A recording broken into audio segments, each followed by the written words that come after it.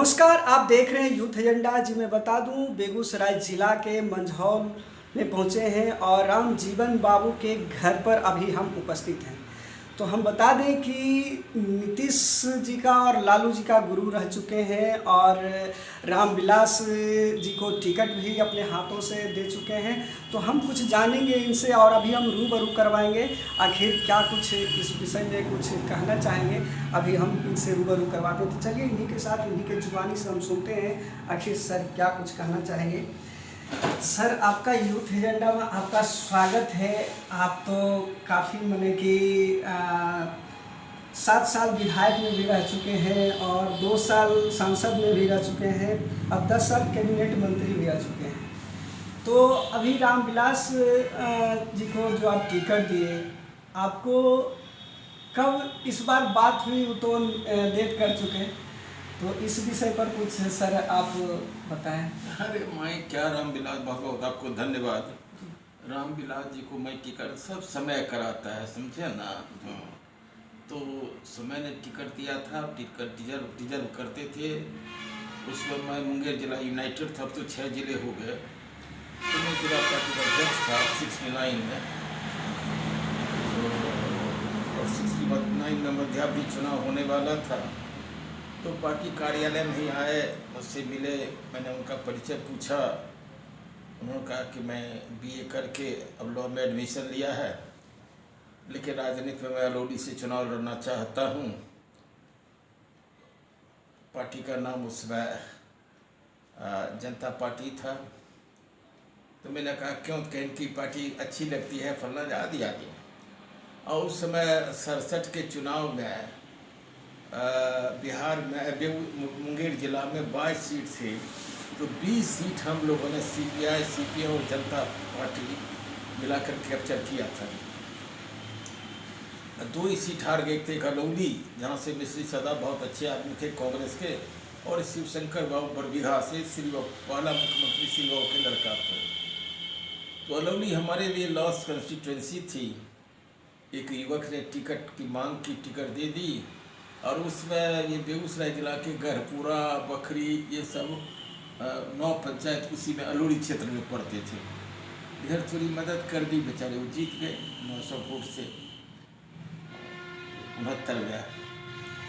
तो फिर 72 में फिर चुनाव हो गया, 72 में हार गए। बाद में 1-2 जगह चुनाव लड़े भी, लेकिन नहीं कहें बाई इलेक्शन में नहीं जीत सके।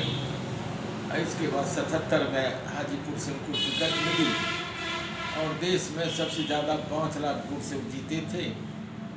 और तब से फिर बेचारे लगातार जीतते ही रहे हाजीपुर से, जीवन पर्यंत वो हाजीपुर से ही, जब तक मान ले एक बार भी 85 में हारे थे, नहीं तो लगातार वो वहाँ से एमपी बनते रहे। वो बहुत अच्छे आदमी थे।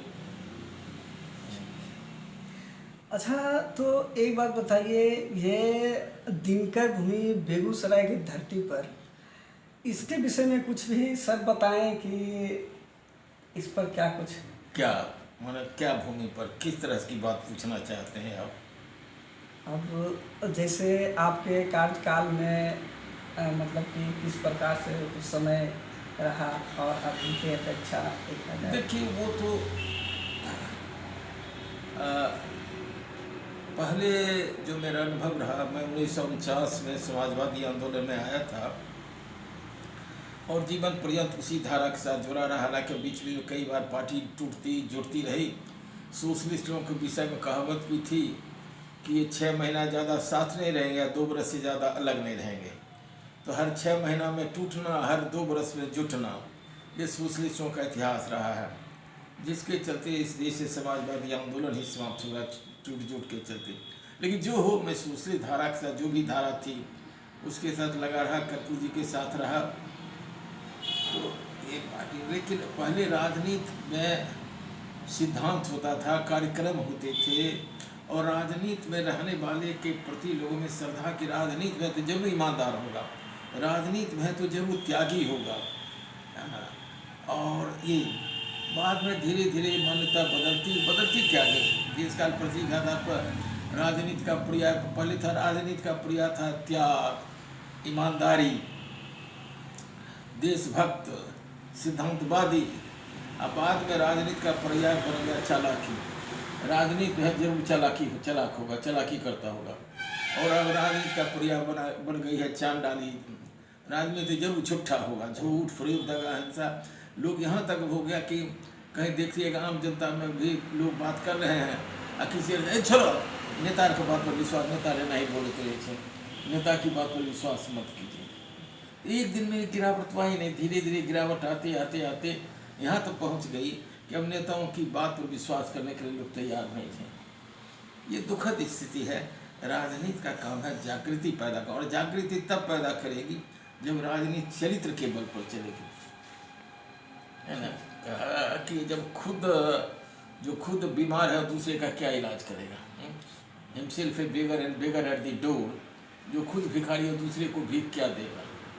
इसीलिए आज राजनीति के प्रति लोगों के मन में श्रद्धा न रह गई। बाद में राजनीति अब जात के आधार पर गणना कराते हैं, इस जात की संख्या इसको टिकट दो, उस जात की संख्या उसको टिकट दो।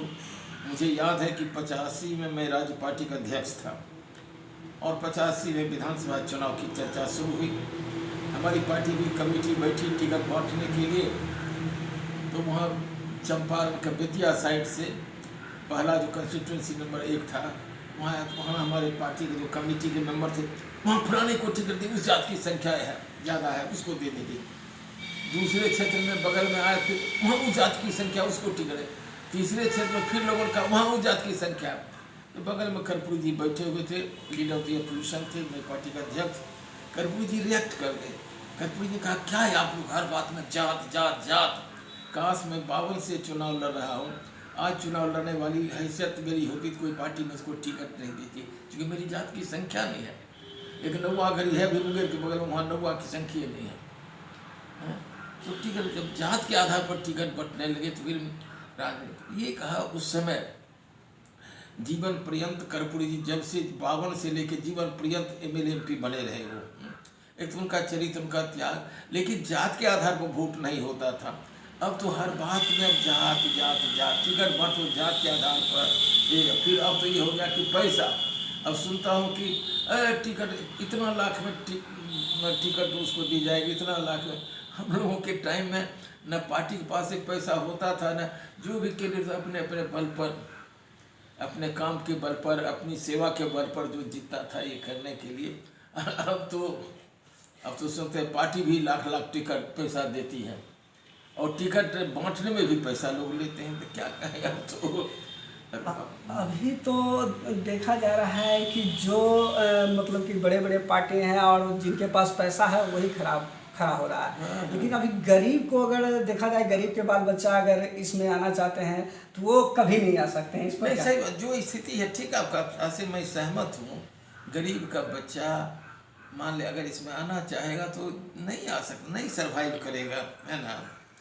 और एक है, लेकिन अगर लगातार लगा रहे, पार्टी के साथ जुड़ा रहे, पार्टी में काम करता रहे, है ना, तो संयोग से कुछ अपवाद होते हैं, बेचारा गरीब को टिकट मिल जाए।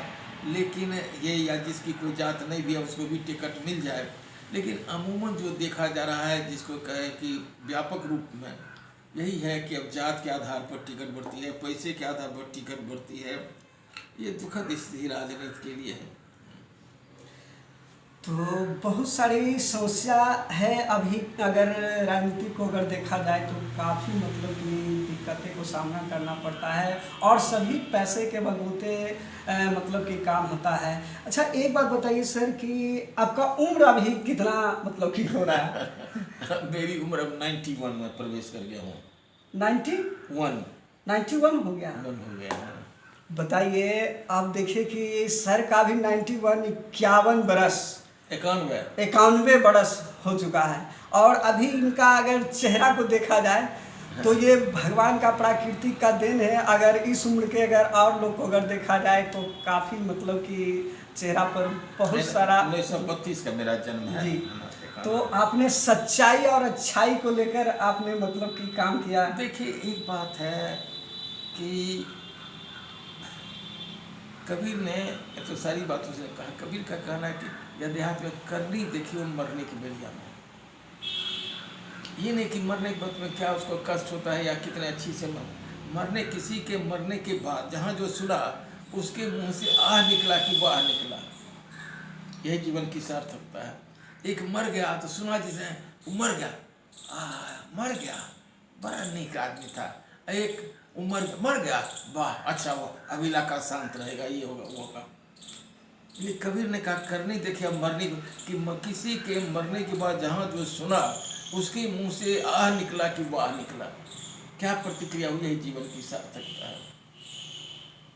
मरना तो सबको है, लेकिन यही कि मरने के बाद जहाँ जो सुना, इनोसेंट आदमी जो मन जिसको उससे कोई व्यक्ति कोई वो जो सुना तो उसके मुंह से आह निकला कि वाह निकला। नहीं तो अपने आदमी तो खराब आदमी भी मरता है तो उस पर रोते ही हैं, है ना। परिवार अपने आदमी तो खराब आदमी भी मरता है तो उस पर रोता ही है, लेकिन आम आदमी जिसको उसका कोई यकीन नहीं है उसके मुँह से क्या प्रतिक्रिया निकलती है, जीवन की सार्थकता है। बात सही है। तो जैसा कि सुने सर ने बहुत सारी बात बताए। अच्छा एक बात और हम पूछना चाहेंगे सर कि रामविलास बाबू को आपने टिकट दिया था और बहुत काफ़ी दिनों मतलब कि हो चुका, उनका तो देहांत भी हो चुका है, तो उनसे इधर कभी बात हुई आपको? नहीं, इधर नहीं। मरने के 7-8 दिन पहले अचानक 7 साढ़े 7 बजे शाम में करीब 7 होगा, टेलीफोन मेरा रिंग किया। मैंने उठाया तो उनका स्टाफ था, उसने कहा कि ये रामजीवन सिंह जी का नंबर है आपका। जी हाँ है। तो मैं बोल रहा हूँ, अरे आप रामजीवन बाबू बोल रहे हैं कि? बोल रहा हूँ सर, पासवान साहब आपसे बात करना चाहते हैं। कह दीजिए। उनको दिया, प्रणाम रामजीवन भाई, तुहीन हमरा राजनीति मान ले, तुहीन हमरा टिकट नहीं देते थे, मैं चौकीदार के बेटा हमरा के पूछत रहे। हमने कहा नहीं हो नहीं, समय करे छे, हम नहीं करेंगे और समय सब करे छे। फिर बेचारा कल हो के समझो उसी वक्त में फिर उन्हीं बातों को उन्होंने दोहराया। टिकट और 6 दिनों के बाद बेचारा मर गया। तो ये कहा कि किसी कोई समय पुरुष बोले समय अपना सब कराता है, काहुन केहू सुख दुख कर दाता।